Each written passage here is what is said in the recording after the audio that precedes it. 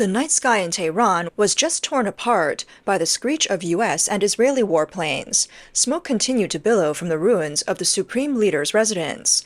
At this moment, China's state-run Xinhua News rushed to calm the military's nerves, reporting urgently around 11 p.m. Beijing time, Khamenei will give a televised speech in just a few minutes, but this countdown turned into a long, suffocating global joke.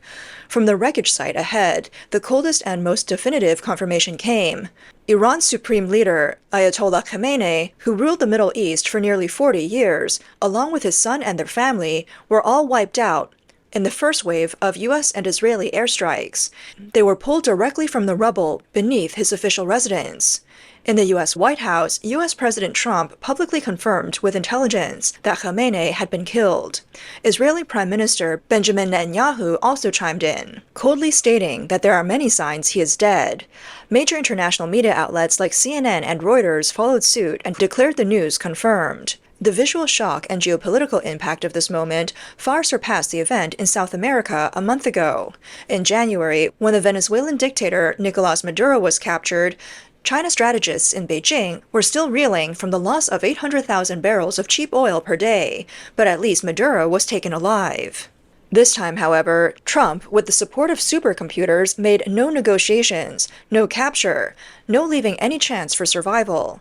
What truly sent chills down Beijing's spine was not just the loss of a regional ally, but a terrifying common point behind both of these decapitation strikes. Whether in the presidential palace in Caracas or in the Supreme Leader's residence in Tehran, both anti-U.S. fighters had heavy air defense radars and surface-to-air missile systems, paid for by Beijing. Yet neither of these systems could stop the stealth fighter jets, those JY-27A radars praised at defense exhibitions as being able to make any stealth fighter disappear, and the highly anticipated HQ-16 and HQ-17AE air defense missiles were helpless when Israel's F-31I and U.S. Tomahawks came crashing down.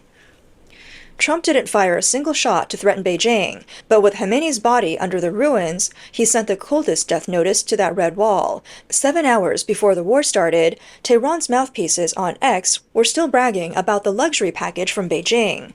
According to them, this batch, which included kamikaze drones, advanced anti-ship weapons, hypersonic missiles, and a battery of HQ-16 and HQ-17AE air defense systems, were enough to make Tehran impregnable.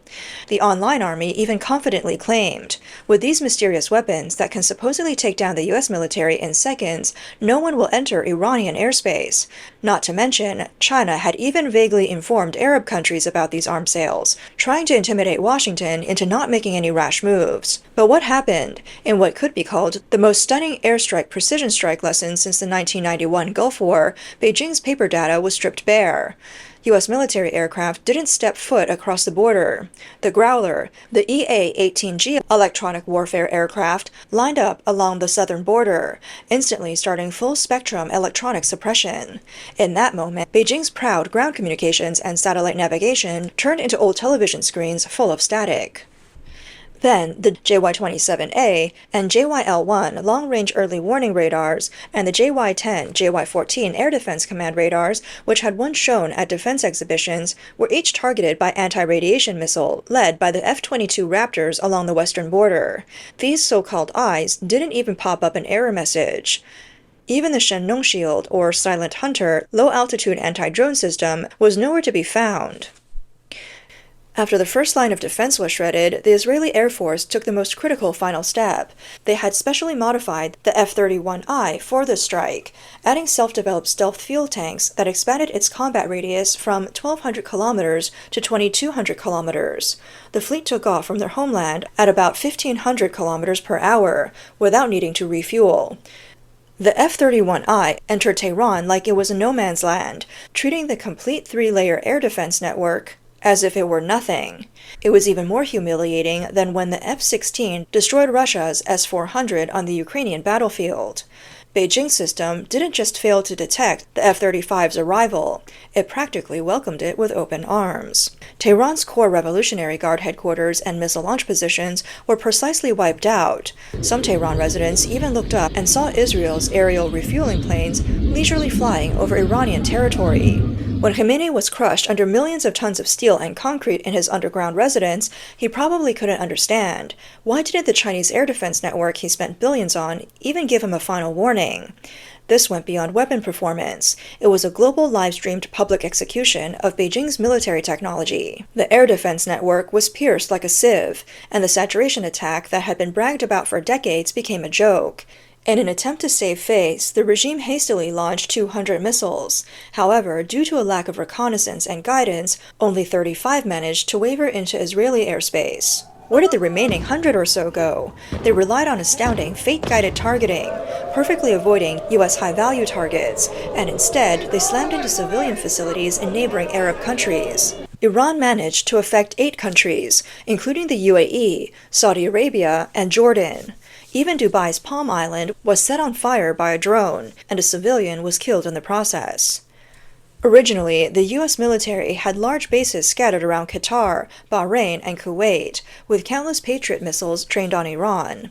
Now, on the eastern side, the U.S. eye-in-the-sky drones from Pakistan were keeping an eye on the interior, while Israeli stealth aircraft struck directly from the west. This suffocating sense of being squeezed from both sides turned Iran into a live target. What's worse, Iran's wild missile launch didn't harm a single U.S. asset, but it did force the reluctant Arab powers to turn against them. Saudi Arabia and Jordan not only helped intercept the missiles, but Saudi Arabia even turned its guns around and announced its support for the U.S.-Israeli coalition against Tehran. A few years ago, Beijing was boasting about brokering historic reconciliation between Saudi Arabia and Iran. But now, the Middle East peace pie is shattered in an instant. Beijing, which had been eagerly preparing to sign a major defense agreement with Tehran, now finds that the agreement has not only failed, but has become a funeral death note, just like the one they sent to Venezuela's Maduro. If tactical failures were simply a loss of face, then the strategic manipulation that followed brought real fear to China's leadership. Trump wasn't playing by traditional political rules. He was using a supercomputer-calculated, optimal solution to deal with China, Russia, and Iran.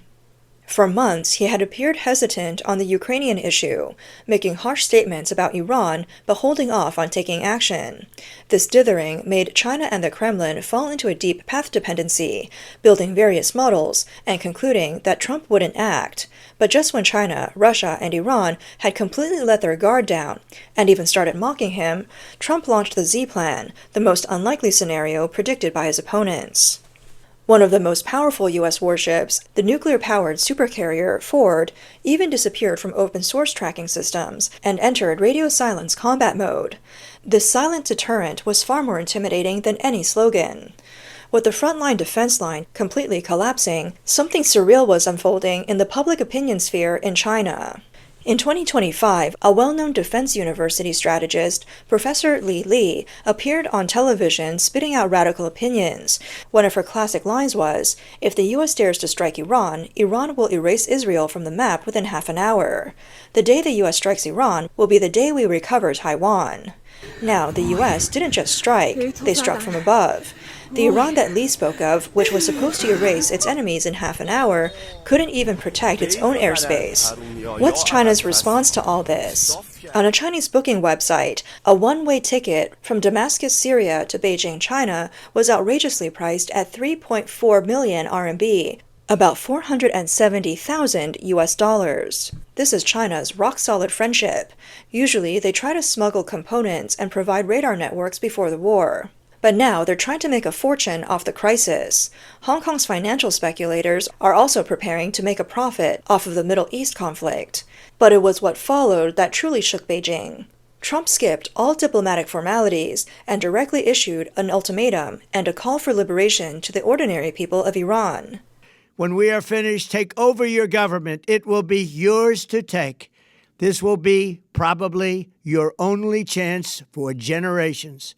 China's propaganda machine had already prepared a plan, ready to spin the decades-old script of American imperialist aggression, shouting the invaders will drown in the vast sea of the Iranian People's War. But what happened next left Beijing's mouthpieces completely speechless, even terrified. Under Tehran's night sky, cruise missiles streaked across like a meteor shower, but there were no militias. Instead, real footage circulating on social media showed that when the news broke that Khamenei's body has been found, Iranian high school students were cheering on rooftops, celebrating the fall of the dictator's family. Countless Iranians flooded the streets, singing and dancing, their joy uncontrollable. On the other side of the world, exiled Iranians in Berlin were shouting in praise of President Trump. The exiled Crown Prince Reza Pahlavi raised his fist high, announcing his return to his homeland to build a free country without Khamenei. As Beijing watched the ordinary people of Iran cheering at the destruction of the dictator, their hearts must have been filled with extreme fear. What they feared wasn't the hundreds of warplanes, but that this virus of rebellion would spread throughout the network. They couldn't help but silently ask themselves, when the same precision-guided weapons one day land behind the red walls, will the people of China also cheer? With Khamenei's body dug out from the rubble of his residence, the Middle Eastern reshuffling has become irreversible. Senior scholar Victor Davis Hansen has pointed out that Trump's seemingly strange move's final strategic purpose to weaken China's power and to drive Russia away from China. And it seems to be working.